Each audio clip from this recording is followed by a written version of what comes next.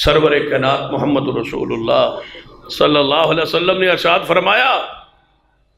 کہ ماہ رمضان تو ایسا ماہ بابرکت ہے کہ جس طرح بندہ ایک جمعہ پڑھتا ہے اگلے جمعے تک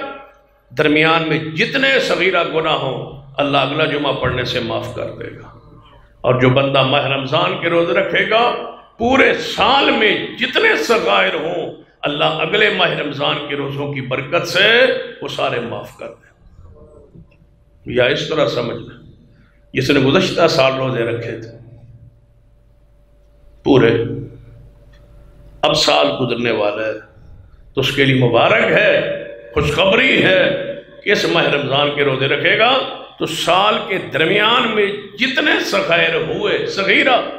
یہ یاد رکھنا، صغیرہ گناہ جتنی بھی بشارتیں ہوتی ہیں نا حدیثوں میں، یہ قانون ذہن میں رکھ لیں، جتنی بھی بشارتیں ہوتی ہیں حدیثوں میں کہ اتنے گناہ معاف ہوں گے، یہ عمل کرو یہ گناہ معاف، عمل کرو یہ گناہ معاف، وہ سارے کے سارے صغیرہ ہوتے ہیں۔ جو کبیرہ گناہ ہے نا، نماز کا چھوڑنا، روزے کا چھوڑنا، زکوٰۃ نہ دینا، حرام کھانا، سود کھانا، رشوت لینا، حرام طریقوں سے مال کمانا، زنا، بدکاری، جتنے گناہ ہیں جن کو کبائر کہا گیا، کبیرہ گناہ، وہ اس وقت تک معاف نہیں ہوتے جب تک شرمندہ ہو کے اللہ سے معافی نہ مانگی جائے، ندامت کہ یا اللہ ہو گیا اب معاف کر، اب نہیں کروں، پھر معافی، ان پر توبہ ہے۔ صغائر جو ہیں وہ اعمال سے معاف ہوتے ہیں،